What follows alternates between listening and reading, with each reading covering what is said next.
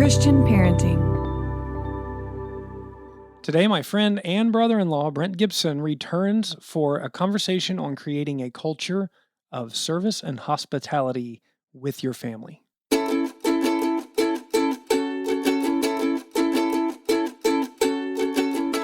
There's something about a meal where you have conversation and genuinely want to learn about the other person, get to know the other person, be around them. Man, it's just healing. We need love. Mm-hmm. We pretend like we don't sometimes, like we're tough or something, but if you're 85 or you're 5 months, you need love.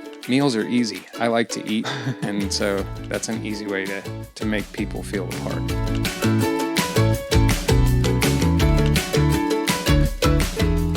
Hey, my name is Jay Holland, and this is Let's Parent on Purpose. It's a podcast to help you thrive and not just survive your parenting years. Each week, I'll bring you an insight or an interview that will help strengthen your marriage, your family, or your personal walk with Jesus. And if you find it helpful, I encourage you to subscribe, share it with your friends, and you're welcome to go to letsparentonpurpose.com to find all kinds of past articles, issues, and resources to help your family.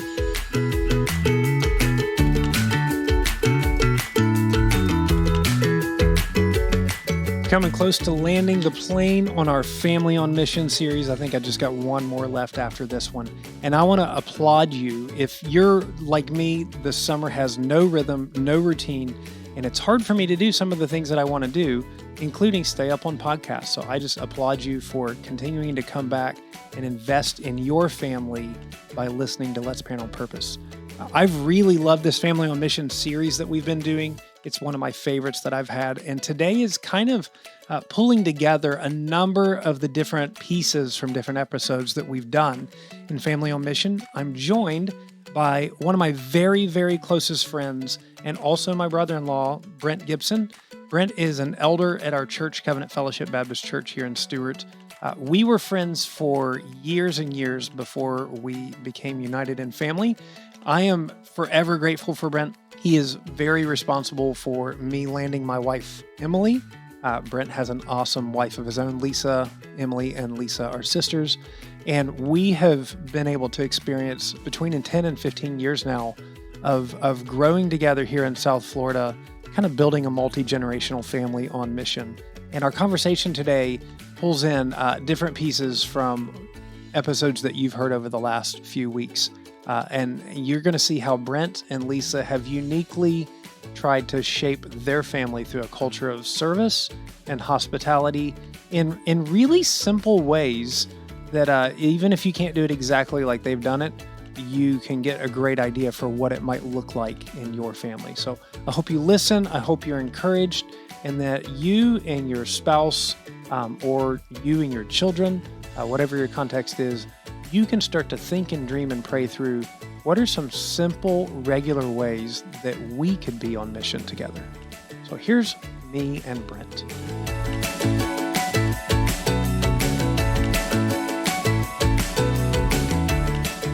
Brent, welcome back to Let's Parent on Purpose. Good to have you.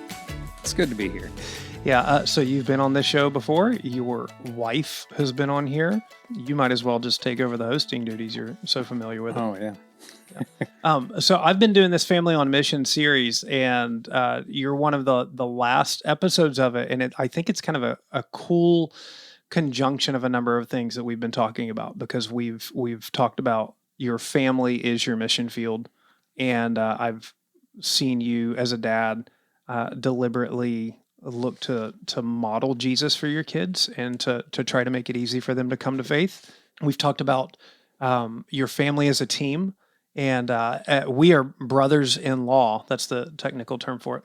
And we were friends before that. And one of the things that's been really encouraging is to begin to view our families as a multi-generational team on mission and try to pull in grandparents and younger ones to do that.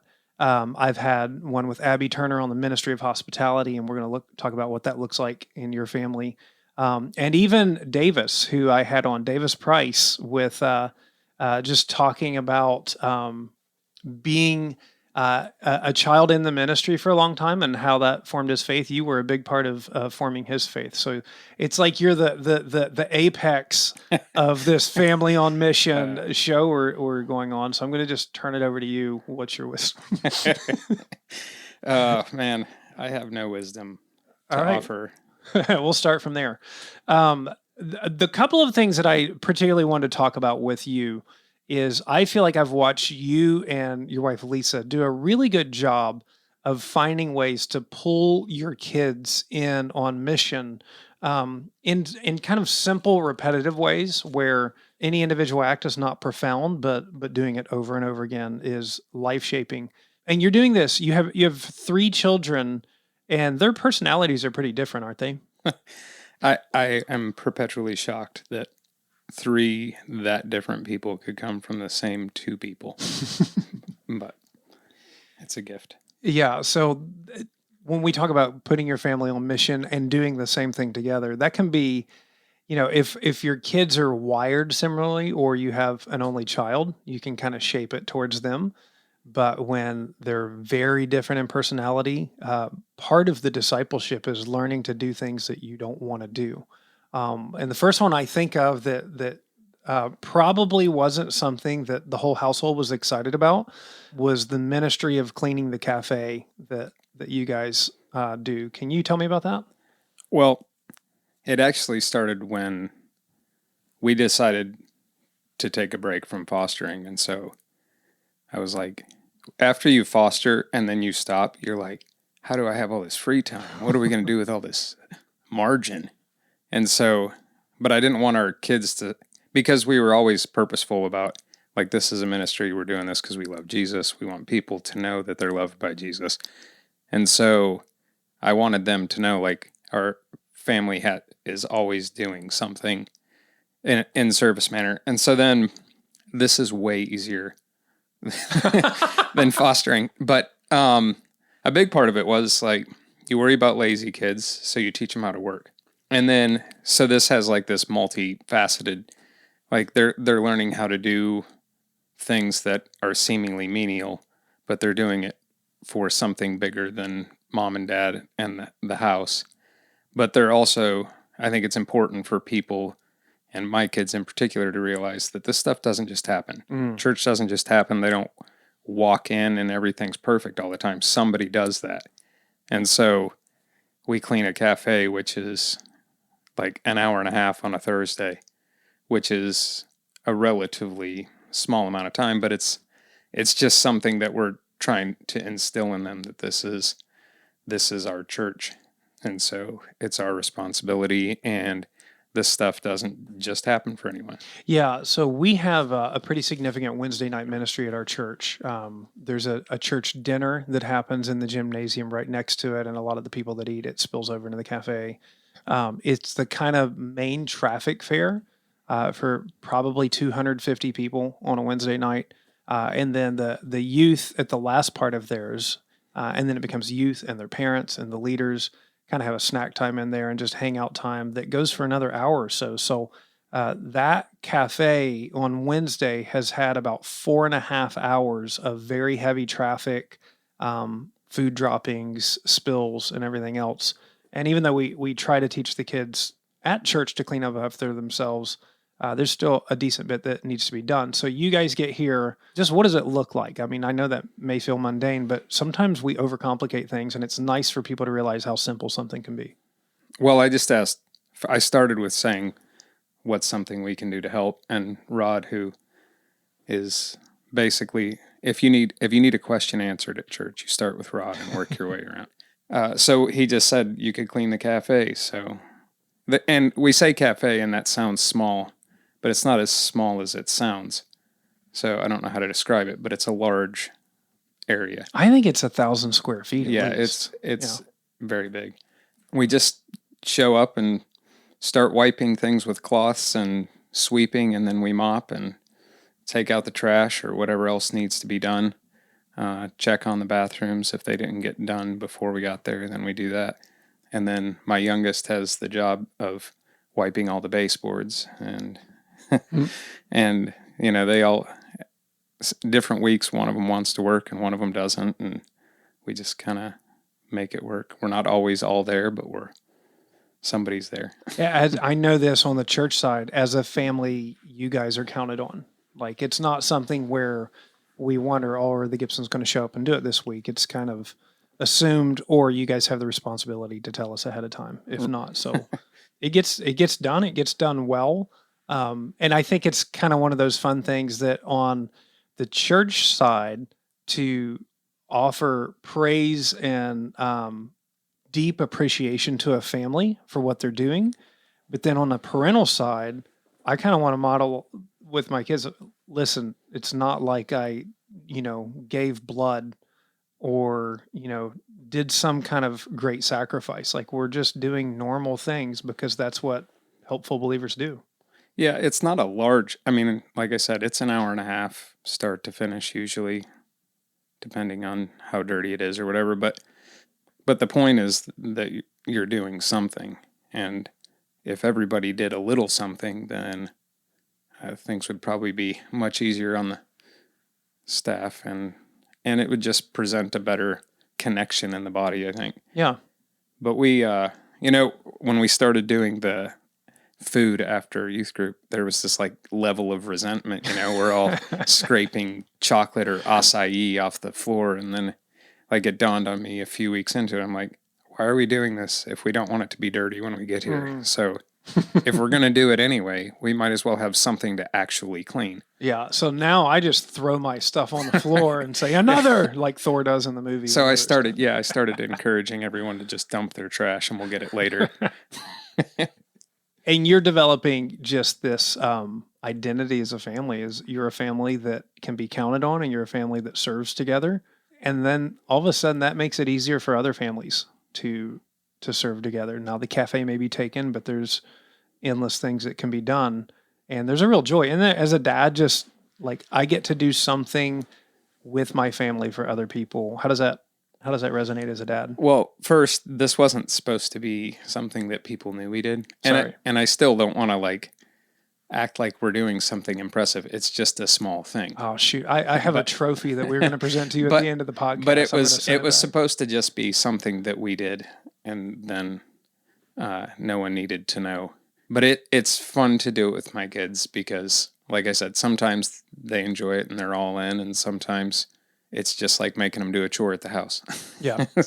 But I like that they're doing it. I like that they're learning, and even the relationships that they've built up through it, whether it's with Rod or hanging out with Dalton if he's here, or Gloria. Sometimes Jay comes and helps us, so you just never know who you might run into. Yeah, I'm just a figurehead. That's right. Showing up. So, so the other one that you all have done with some consistency as a family, and I know everything's seasonal, but you have kind of created this ministry of hosting older people in our church. Some of those who are in our senior citizens that would be the age of your kids' grandparents, but aren't your kids' grandparents. Tell me, like, how did that start and what does it look like? Well, like most things in my life, it starts off with a selfish intention, and then I find a way to make it less selfish. I was good friends for another selfish reason with a guy named Doug that used to come to our church, and I picked Doug because I thought that's a guy worth emulating, and so I'd like to be around this guy. So then I just decided that me and him should be friends. So first it was me and you and Brian and Mark going out to his place and working on all his plants with him, and then it just kind of developed into lunch, which was way better for me. And then, so anyway, I just thought, well, why don't we kind of replicate that, but with our whole family, and pick older couples and learn from them, because there's still so much there. And so we started off easy, with like Steve and Mary Lou Cooper, who are just a fantastic couple in our church that we've been blessed with. But that was kind of the theory, is like, now Steve and Mary Lou aren't lonely old people by any stretch, but a lot of our old people are lonely. And so anyway, it was like, well, let's break in easy. And then I want our kids to feel like Like they sit at the table with us while we have this meal and we all sit and talk. And then we have not done it nearly as much because it kind of evolved into this. Well, there's so many people that we need to involve in the church. Then it's turned into younger people too. But in general, we always teach our kids like our house is God's. It's a gift. We're going to use it. We're going to try to make people feel welcome when they're here. But it's been good. We've, connected, I like it when I see my kids hugging 80-year-olds, Yeah, I worked with my wife for some time trying to just codify what would be like a mission statement for our family. And we came up with this, and then Emily made this beautiful kind of graphic layout of it and ordered it on a sign. We just got it and hung it up. But I'm going to try to say it. God has blessed us with relationships, resources, and responsibility. We will use our gifts to enjoy life with Jesus and one another and to heal the world with the power of the gospel. Mm-hmm. And, so we're trying to, as we grow more and more in resources, and listen, if you are a stable family in America and you happen to be in an area where the job market's pretty good and you're wise financially, there's a good chance you're just going to grow in resources as time goes on. But also realizing that you've been given those resources, you've been given those relationships, and there's a responsibility that goes with them. And I do think we don't want to beat ourselves up over it. I don't want to feel guilty because God's put me in a place where I have resources.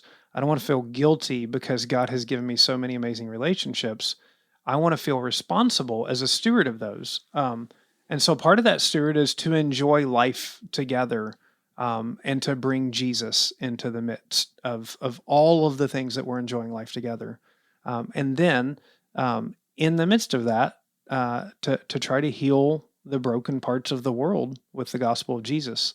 And I think sometimes we just overcomplicate that, Brent. When simple meals, simple conversation, simple service can go a long way. Yeah, I think there's something about a meal, and I'm not saying like it's not our cooking. I'm sure of that, but there's something about a meal where you have conversation and genuinely want to learn about the other person, get to know the other person, be around them, or at least they feel that way. That it's just healing. It's healthy. Feeling loved is. There was this orphanage in Belgium after World War II where they just had no parents and a bunch of kids, and they would just see to their needs, but no one ever picked them up or held them or loved them. The kids were dying at an alarming rate until the nurses started coddling them, and then when they received affection, the numbers of dying children decreased incredibly. And so we need love. Mm-hmm. We pretend like we don't sometimes, like we're tough or something, but if you're 85 or you're 5 months, you need love. And so, man, meals are easy. I like to eat, and so that's an easy way to make people feel a part. And it's way cheaper to invite people over to your house for a good meal than it is to take them out to eat for fast food. And it lasts longer. Yeah. And so if the conversation's good, you're not like, oh, they brought us the check, we got to go. Yeah. So that too is a benefit. Well, listen, I think that I don't want to overcomplicate this. I just want to encourage moms and dads that you can find something to do to serve together. It can be as difficult as fostering and adopting. It can be as simple as picking a room in your church facility.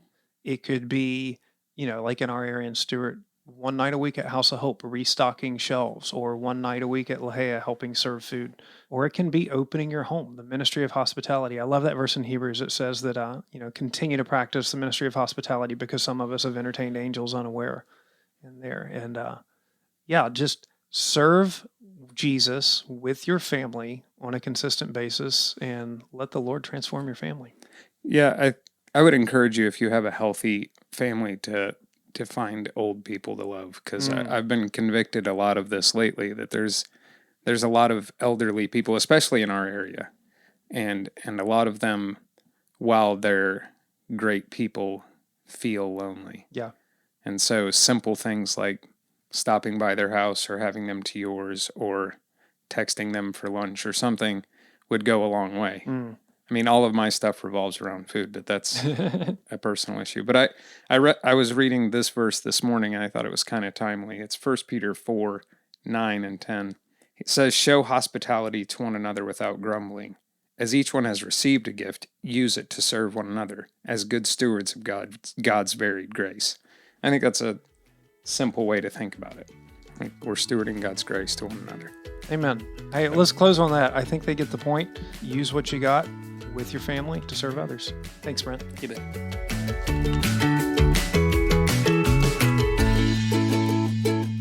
Friend, if you're still listening all the way to the credits, then I hope that means that this was a particular blessing to you to hear this podcast. If so, I want to encourage you to share it with somebody else that you think might be helped by it. You're welcome to go to letsparentonpurpose.com to find out more information about show notes, about past issues, all kinds of things to help your family. And I do want to say that Let's Parent on Purpose is a user-supported podcast. And if you would like to be a part of that, you can go to letsparentonpurpose.com, learn how to be a supporter through Patreon or through a one-time gift. Thank you so much for listening. Again, share this with somebody that you know needs to hear it. Remember that parenting is a marathon, not a sprint. And we'll talk to you soon.